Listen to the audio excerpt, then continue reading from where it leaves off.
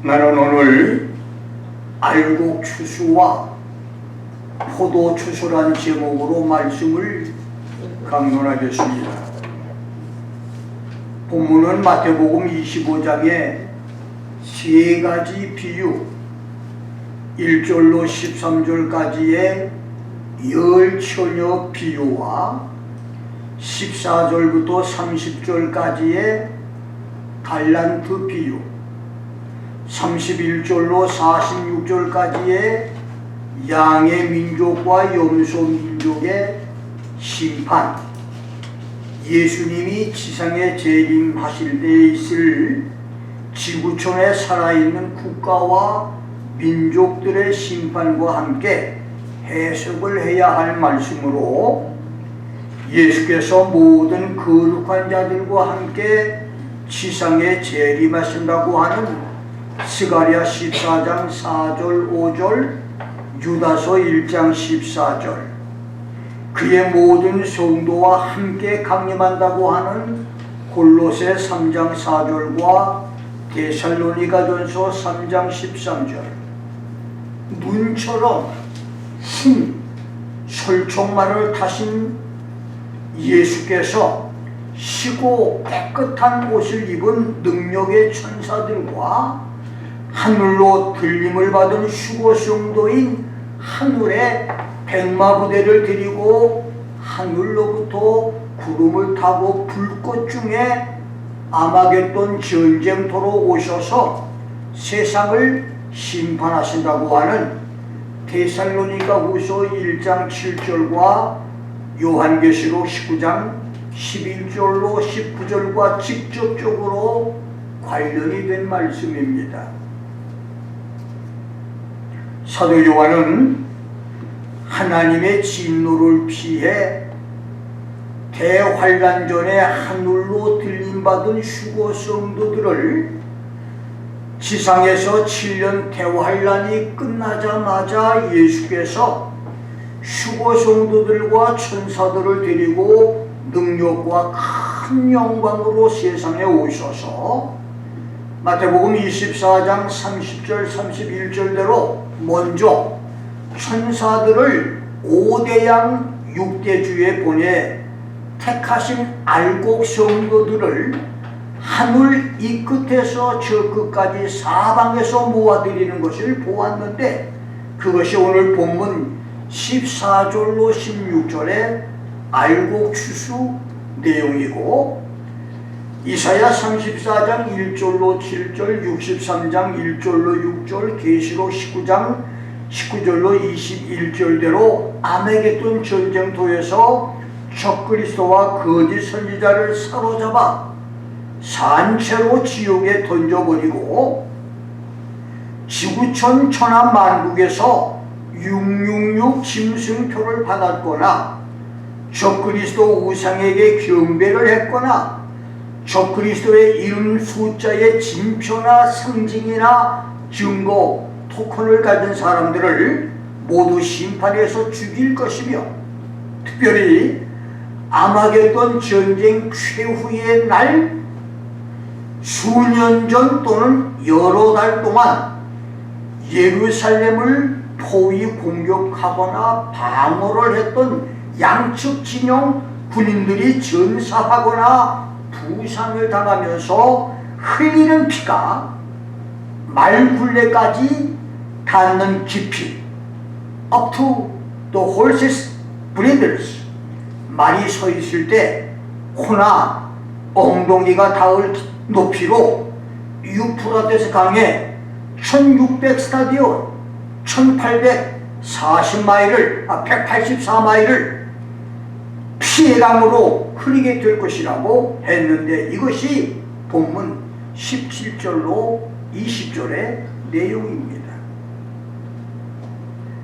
유프라테스 강은 티그리스 강과 함께 튀르키예 동부 고원에서 발원해 페르시아 만로로 흘러들어가는 장장 길이 2680km의 서아시아 최대 장강인데, 튀르키예가 아타위르크 댐을 건설하자 시리아도 댐을 건설해서 강물을 가두기 시작하자 이라크는 물 때문에 많은 고통을 겪고 전쟁까지 고려할 정도인데 설상가상으로 최근에는 몇 년 동안 비가 오지 않아서 강물이 고갈돼 문제가 심각합니다. 이슬람의 예언자 모하메드는 이 강이 마르면 전쟁이 일어나 100명 중 99명꼴로 죽게 될 것이라고 예언을 했는데 그의 말대로이든지 아니면 우연의 일치이든 현재 유프라데스 강물이 말라가고 있어서 사람들은 전쟁의 불안을 느끼고 있습니다. 본문에서 사도 요한은 그 강물 중에 1600 스타디온 184마일 대략 300km의 긴 거리를 피의 강물이 될 것을 예언을 했는데 인류 마지막 전쟁 아마겟돈은 무기토 골짜기에서 에스드라엘론 평야에서의 전쟁뿐만 아니라 이스라엘을 돕는 미국과 기독교 국가연합과 적그리스도 동맹국들이 참전을 하는 세계 전쟁이 될 것이고 따라서 지구촌의 재래식 무기에서 최첨단 신무기들이 모두 동원될 아마겟돈에서 피 흘릴 사망자와 사상자는 불가승수의 사람이 될 것이며 그들의 피가 강물이 될 것이며 그래서 아마겟돈은 지구촌 공멸의 세계 대전이 될 것입니다. 이제 요한이 예언을 한 알곡 추수와 포도 추수를 알아봅니다. 첫째, 알곡 추수입니다. 요한은 금면류관을 쓰고 흰 구름 위에 앉으신 예수께서 날선 낫을 휘둘러 알곡을 거두는 것을 보았다고 했는데 이 말씀과 관련된 성경 기록을 종합해보면 천사들과 성도들을 데리고 구름을 타고 지상에 강림하시는 예수님은 먼저 천사들을 세상 끝까지 보내어서 지구촌에 있는 모든 알곡 성도를 모으십니다. 그날의 알곡 성도는 예수께서 성도를 하늘로 데려가기 위한 휴거 성도 자격의 알곡이 아니라 예수께서 지상에 재림하여 지구촌에 세우시는 메시아 왕국 지상 낙원에서 예수와 함께 천년을 살 수 있는 자격의 성도, 대환란의 시험을 통과한 알곡 성도를 가리킵니다. 그때의 알곡 성도는 첫째, 주의를 성수하는 성도들입니다. 이사야 56장 1절부터 8절에서 선지자 이사야는 7년 대환란의 날에 야훼 하나님과 연합을 하여 안식일을 지키며 야훼 언약을 지키는 이스라엘을 야훼의 성산으로 인도하고 전 세계에 흩어진 이스라엘을 한 곳으로 모으듯 지구촌에서 주의를 성수하는 성도들을 모아서 야훼의 성산으로 모은 그들에게 속하게 할 것이라고 했고 이사야 58장 13절 14절에서는 대환란의 날에 주의를 성수하는 성도를 땅의 높은 곳에 올려주고 야곱의 업으로 기르겠다고 했습니다. 그렇습니다. 주일 성수는 은혜 시대에는 축복의 비밀이고 환란 시대에는 구원의 비밀입니다. 은혜 시대에 축복의 휴거 성도가 되려면 주의를 거룩하게 지키는 경건 성도가 되고 대환란 날에 구원받아 천년 왕국 성도가 되려면 주일 성수 때문에 당하는 모든 박해와 핍박과 불이익과 손해와 고통을 감내해야 됩니다. 그러기 위해서는 은혜 시대의 주일 성수에 방해가 되는 친구들의 유혹과 놀이 재미의 유혹과 잠의 유혹과 여행의 유혹과 돈의 유혹과 게으름의 유혹들을 물리치고 이겨내는 훈련을 해야 됩니다. 주일 성수마다 반모섬 동굴예배의 요한처럼 성령의 감동과 하늘의 계시를 받는 축복들이 있기를 주의 이름으로 축원합니다. 두 번째는 11조 성도들입니다. 말라기서 3장 16절부터 18절에서 선지자 말라기는 대환란의 마지막 시대에 많은 사람들이 11조를 드리며 야훼를 섬기는 일은 헛되고 무익하다. 11조로 하나님을 시험하는 자가 화를 면한다 라고 하는 완악한 말로 주를 대적하는 때에 여호와를 경외하고 야훼 이름을 존중하여 11조를 드리는 경건한 성도를 메시아 재림의 날에 여호와의 특별 소유를 삼을 것이며 사람이 자기를 섬기는 아들을 아낌같이 여호와께서 그들을 아낄 것이다. I will spare them as a man spare his own son who serves him 라고 했습니다. 여호와를 경외하는 11조 성도들의 생명과 목숨을 대환란의 날에 지켜주시고 메시아 재림의 날에도 지켜주시겠다고 하는 약속입니다. 여기서 아낄 것이다, spare them, 이 말의 히브리어 하말, 이 말은 가엾게 여긴다, 긍휼히 여긴다고 하는 말로 아버지가 아들을 사랑하듯 여호와 하나님이 부성적인 긍휼을 베풀어서 그들의 생명을 지켜주겠다고 하는 말씀입니다. 그래서 주일 성수가 은혜 시대와 대환란의 때의 축복과 구원의 비밀이듯이 11조 성수도 은혜 시대와 대환란의 날의 축복 비밀이고 구원의 비밀입니다. 오늘날 적그리스도의 영의 영향을 받아서 교회 안에 침투한 11조는 예수 십자가 죽음의 율법 완성과 함께 끝났다, 더 이상 11조는 없다고 하는 이단 사설에 미혹되지 마시기 바랍니다.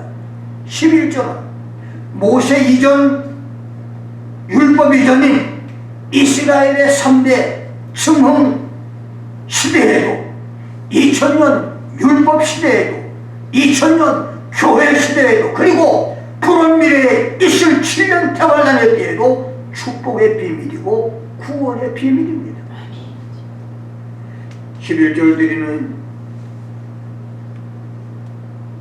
온전히 드리기 위해서는 말라기서 3장 8절과 10절 말씀대로 온전한 11조를 드려야 되는데, 온전한 11조, 또 whole tithe, 이 온전한 11조는 11조와 헌물, tithes and offerings, 11조와 감사 헌금들로 10분의 1만 드리고 감사 예물이 빠지거나 11조를 11조 감사 선교 구제 헌금으로 나누어 드려도 온전한 11조가 아닙니다.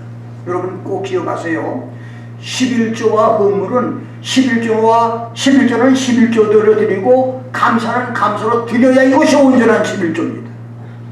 11조는 달랑 드리고 감사가 없으면 이건 온전한 11조가 아닙니다.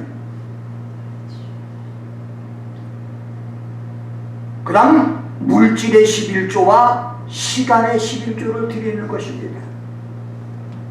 물질 수입의 11조와 감사 예물을 바치고 시간의 11조를 드리지 않으면 반쪽 11조가 될 수 있는데, 시간의 11조라고 하면 하루 24시간 1440분에서 2시간 24분 144분을 기도와 성경 읽는 데 시간을 바치는 것입니다. 특별히 성도들의 영혼을 책임진 목사라면 시간의 11조로 최소한 하루에 2시간 반은 기도와 성경에 바쳐야 합니다. 아멘.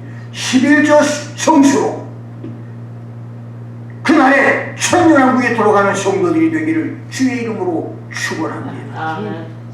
세 번째는 대환란의 심판 재앙과 적그리스도 박해에서 깨어있는 자들입니다.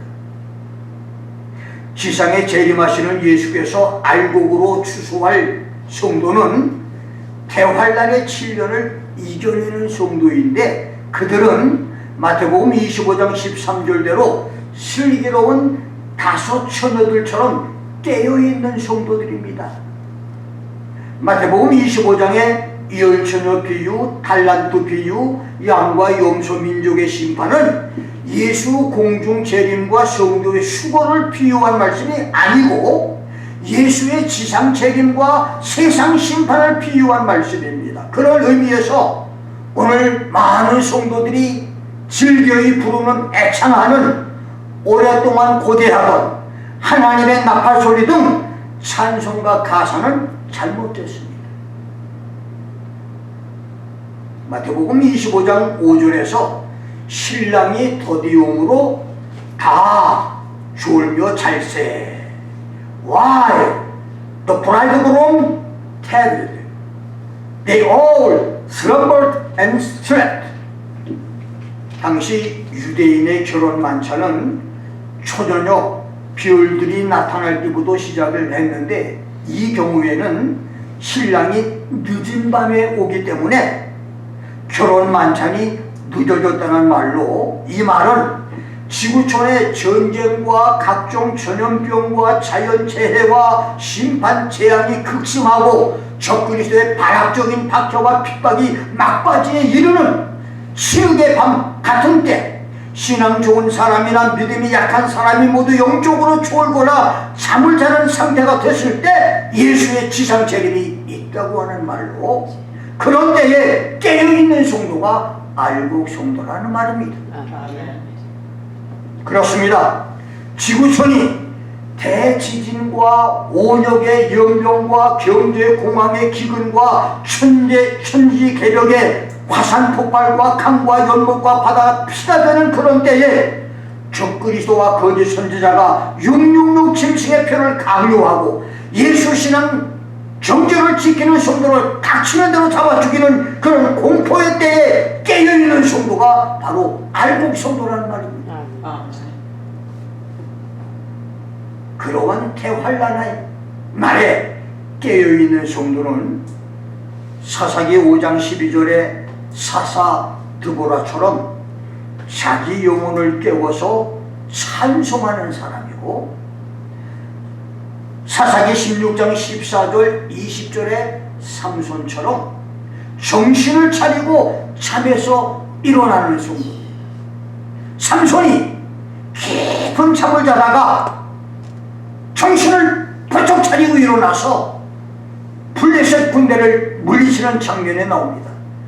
그러니까 잠에서 벌떡 일어나 정신을 차리고 깨어있는 성도, 이런 성도가 바로 알곡 성도라는 말이에요. 세 번째는 시편 57편 8절 108편 2절의 다윗의 고백처럼 새벽을 깨우며 하나님을 찾는 사람입니다. 대환란 때에 감히 이렇게 할 수 있는 사람이 몇 사람이나 되겠습니까만, 새벽을 깨우며 하나님 앞에 몸부림치며 매달리는 사람, 이 사람이 대환란 때에 알곡 성도라고 하는 말입니다. 네 번째는 마태복음 24장 44절, 마가복음 13장 33절대로 주의하여 그날을 예비하는 성도. 마태복음 26장 41절, 마가복음 14장 39절대로 깨어있어서 시험에 들지 않는 성도. 대환란 때 시험에 들면 살아날 방법이 없어요. 은혜 시대에는 시험에 들었다가도 다시 깨어날 방법이 있지만, 대환란 때는 한 번 시험에 들면 깨어날 길이 없습니다. 너 도와줄 사람이 없어요. 굉장히 중요한 말씀입니다. 여섯 번째는 누가복음 21장 36절과 에베소서 6장 18절에서 보면 무시 기도로 깨어있는 사람, 무시로 기도하라고 했어요. 이 무시 기도는 뭐냐면 시간을 정하지 않고 성령께서 마음에 감동을 주는 대로 아무 때든지 성령께서 감동을 주시면 기도하는 겁니다. 여러분이 자동차 운전을 하고 가다가도 갑자기 기도할 생각이 들면 기도하는 것이고, 화장실에서도 기도하고, 잠자리에 누우다가도 갑자기 일어나 기도하고, 성령께서 마음에 감동을 주실 때 무시로 기도하라는 말입니다. 아멘. 일곱 번째는 고린도전서 15장 34절에서는 의를 행하고 죄를 멀리하는 사람이 깨어있는 사람이고, 깨어있는 사람이 알곡 성도란 말입니다. 여덟 번째는 고린도전서 16장 13절에서는 믿음에 굳게 서서 남자답게 강건해지는 성도. 아홉 번째는 데살로니가전서 5장 6절과 베드로전서 5장 8절대로 근신하여 마귀를 대적하는 성도입니다. 여러분이 정신 차리고 있지 않으면 우리가 수시로 마귀를 끊임없이 우리 마음속에, 우리 생각 속에 악한 생각, 더러운 생각, 추악한 생각, 음란한 생각, 많은 생각을 우리 마음속에 집어넣어줍니다. 그때마다 정신을 번쩍 차리고 사탄아 물러가라! 그리고 끊임없이 마귀를 대적하는 사람, 이 사람이 깨어있는 성도란 말이에요.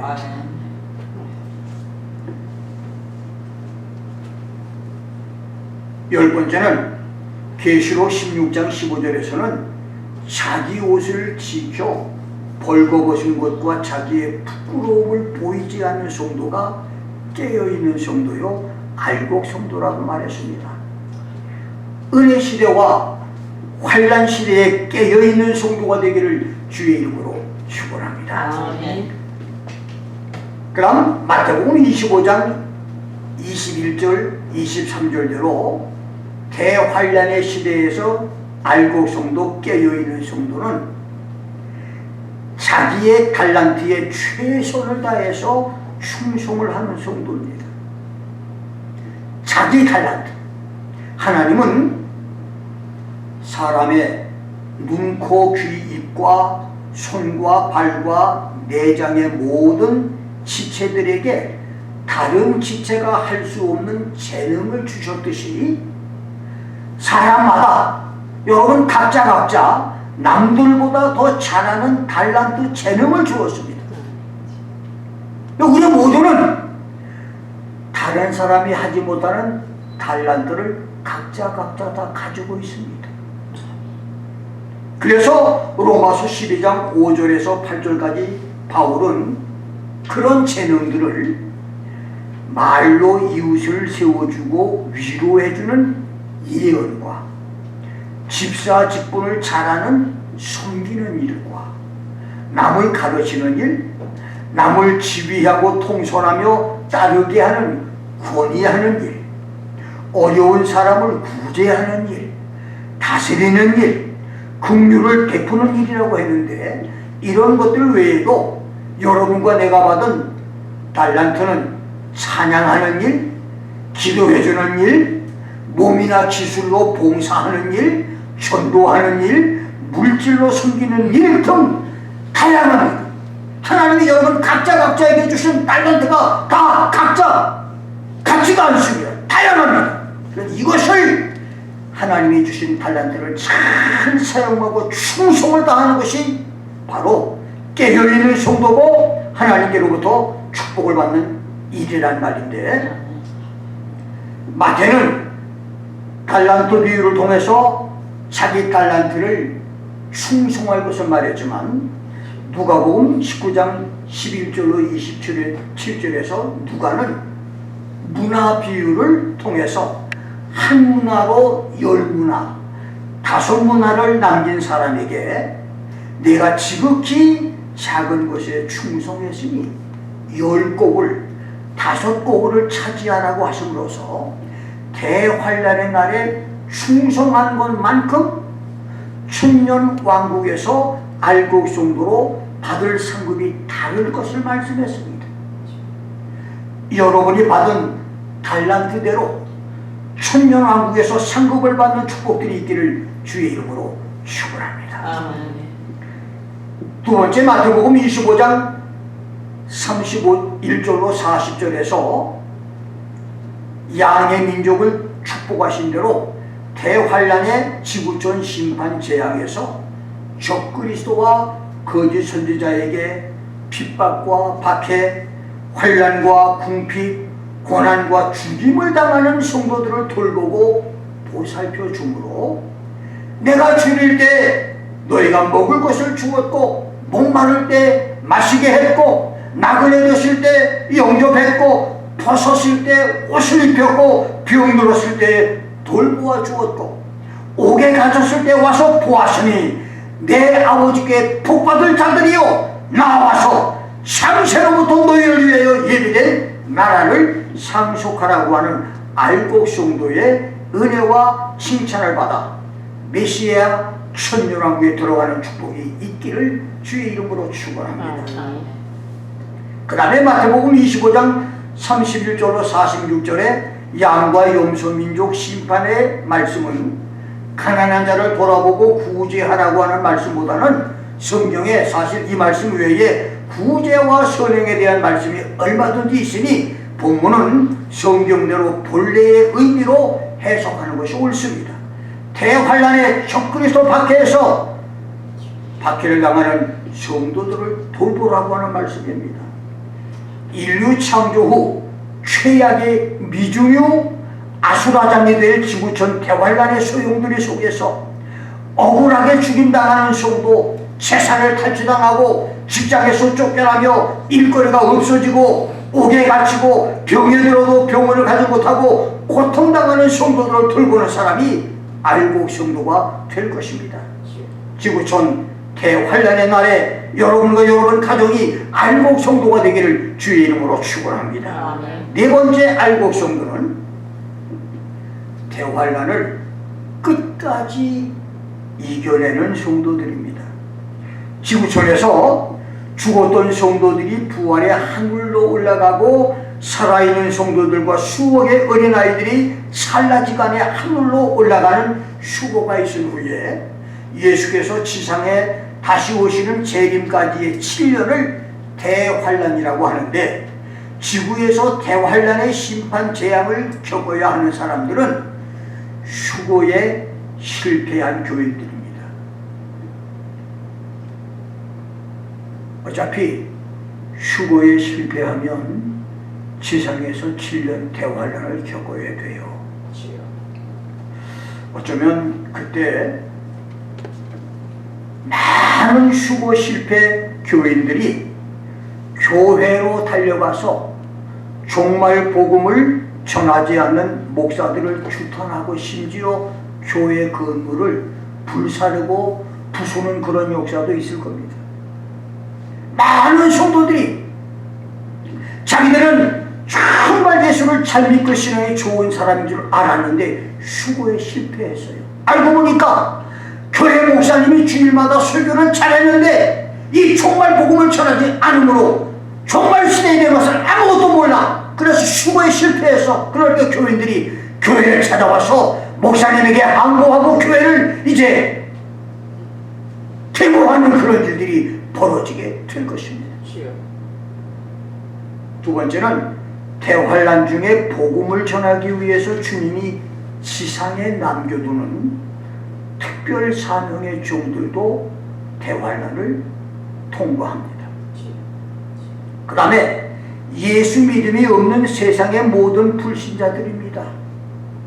지구촌 각처에서 성도의 수고가 있자마자 하나님의 세상으로 보내는 두 증인 감람나무 에노그와 엘리야와 세계 도처에서 벌떼처럼 일어나는 14만 4천의 유대인 전도자들의 전도 활동으로 지구촌은 60만이 일시에 회개한 요나의 니느웨 성 회개 사건과 하루에 5천 명 이상이 회개한 오순절 예루살렘 집회 사건과 하루에 수만 군중이 주님께로 돌아갔던 빌리그레함 부흥 집회보다 훨씬 더 큰 개혁 전도 부흥 집회로 인류 역사상 최대의 교회 부흥 시대가 지구촌에 올 것입니다. 그와 동시에 마귀들이 발악을 해서 세계 도처에서 반기독교 운동이 일어나고 기독교를 박해하는 안티 크라이스트 무브먼트, 반기독교 운동이 일어나면서 수많은 성도들이 죽임을 당할 것이고, 그 기독교 박해는 7년에 걸쳐서 지구촌에 계속될 것입니다.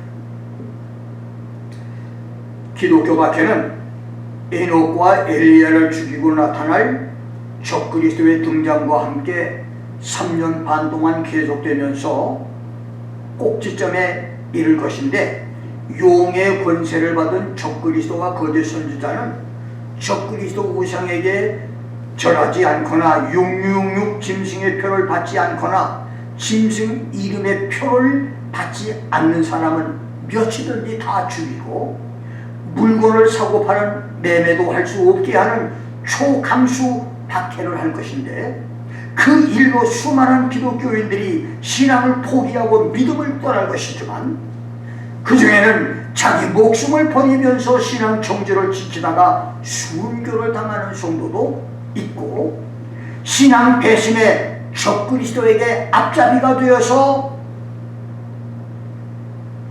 그들에게 모든 것을 빼앗기고 옥에 갇히는 성도도 있으며, 적그리스도의 박해를 피해서 산이나 정글이나 지하 동굴이나 사막으로 도피해서 촉을 목표로 생명을 유지하는 성도도 있을 것입니다. 그래서 성경은 그때를 성도의 권세가 다 깨지는 시대, 적그리스도 짐승의 시대라고 했습니다. 그러다가 예수 그리스도의 지상 재림으로 후 3년 반에 적그리스도 시대가 끝나면서 지구촌은 메시아 지상 낙원이 되는데, 그때 끝까지 예수 신앙을 지키면서 살아남은 성도가 바로 알곡 성도가 되는 것입니다. 그러나 그날에 알곡 성도는 많지 않을 것인데, 놀랍게도 성경은 그날에 지구촌의 많은 나라와 백성들이 적그리스도 짐승의 표를 받지 않고 천년 왕국 백성이 된다고 했습니다. 이것은 예수 신앙이 없지만 대환란의 적그리스도 통치에서 666 짐승의 표를 받지 않는 사람들이 의외로 많을 것이라고 하는 말씀인데, 그들은 천년 왕국에 들어가지만 천년 왕국의 왕이 될 알고 성도들을 섬길 일반 백성이 될 것입니다. 그래서 사도 요한은 계시록 21장 8절에서 그러나 두려워하는 자들, 적그리스도의 박해를 두려워해서 신앙을 포기한 자들과 믿지 않는 자들, 신앙 정죄를 지키지 않은 자들, 흉악한 자들, 살인자들, 행음자들, 술객들, 우상 숭배자들, 적그리스도 우상을 섬긴 자들, 모든 거짓말을 하는 사람들은 불과 유황으로 타는 것에 참여할 것이라고 했으니 바로 그들이 죽종인 것입니다. 이렇게 예수 지상 재림으로 알곡과 죽종이가 갈라집니다. 예수님 재림의 날에 알곡 성도로 천년의 지상 낙원에서 왕노릇할 성도들이 많이 나올 수 있기를 주의 이름으로 축원합니다. 두 번째, 포도 추수입니다. 본문에 알곡 추수와 포도 추수 중에서 알곡 추수는 예수님께서 직접 하셨지만 포도 추수는 천사가 했는데, 그 천사가 하늘 성전 제단에서 나왔다고 하는 것은 악인들에 대한 심판의 사명을 하나님께로부터 받은 것을 의미합니다. 하나님은 대환란의 기간 동안 성도들을 박해한 적그리스도와 그와 야합해서 성도들을 핍박하고 괴롭힌 악인들을 심판할 권세를 천사에게 임임을 했습니다. 성경에서 포도나무는 선민 이스라엘이나 성도들을 상징했지만 이사야 63장 2절 3절, 예레미야 애가 1장 15절, 요배서 3장 13절에서는 포도주가 붉은 피의 색깔이고 포도즙을 짜는 모습은 죄인들에 대한 심판을 묘사했기 때문에 본문에서 포도를 추수하는 것은 하나님의 심판 재앙을 의미합니다. 그날에 알곡 성도가 되지 못하고 포도 추수의 포도죽으로 심판받아 죽어 지옥에 들어갈 사람들은 예수를 구세주로 믿지 않고 죽음을 맞게 되는 사람들, 적그리스도 우상을 섬긴 자들, 666 짐승의 표를 받지 않은 자들, 적그리스도 이름의 숫자의 표를 신분증으로 갖고 있는 자들입니다. 그래서 그때 하나님은 복음 전파 최후의 방법으로 천사들까지 동원해서 지구촌 공중으로 천사들이 날아다니면서 심판의 시간이 가까웠으니 우주 만물의 창조자 하나님께만 영광을 돌려라. 음료 바벨론 캐토릭과 적그리스도의 큰성 바벨론은 망한다. 짐승과 그의 우상에게 경배하거나 이마에나 손에 666표를 받으면 유황불 지옥에 들어간다고 하는 메시지를 전하게 하신 것입니다. 그리고 오늘 본문 17절에서 20절까지의 포도추수는 인류 마지막 전쟁 아마겟돈 전쟁을 배경으로 한 말씀인데, 악인들을 거두어서 포도주 틀에 넣어 짜는데 그 피의 길이가 1600스타디움, 약 184마일에서 약 200마일 정도의 길인데, 그 강물의 깊이가 말굴레까지 될 것이니 얼마나 많은 사람의 피가 흘려야 그렇게 되겠습니까? 아예 강물이 말굴레까지 피가 될 정도로 얼마나 많은 사람이 죽어야 그런 일들이 벌어지겠습니까? 그런데 이것이 주님이 이 세상에 오실 때 하실 포도추수, 세상을 심판할 때 주시는 끔찍한 사건이라는 말입니다. 그래서 아마겟돈 전쟁은 인류 최후의 전쟁이고 역사의 전무후무한 미중요 전쟁이 될 것인데, 그 전쟁이 바로 우리 눈앞에 와 있습니다. 포도추수는 알곡추수와 함께 실행하는 예수님의 지구촌 파멸 심판 재앙입니다. 포도추수의 아마겟돈 전쟁은 하늘에서 요한이 보았던 미래 전쟁입니다. 포도주 틀을 밟는 아마겟돈 전쟁은 예수께서 계시로 요한에게 보여주었던 인류의 마지막 전쟁입니다. 아마겟돈은 하나님의 구원 계획 청사진에 이미 그려진 그림입니다. 미국이나 러시아, 중국, 나토가 바꿀 수 있는 그런 전쟁이 아닙니다. 이제 그 시간만 남았습니다. 아마겟돈 전쟁은 그 시간만 남았습니다. 예수님의 포도추수 아마겟돈 전쟁, 인류 파멸 지구촌 괴멸의 아마겟돈은 인류가 바꾸거나 피하거나 늦출 수 있는 전쟁도 아닙니다.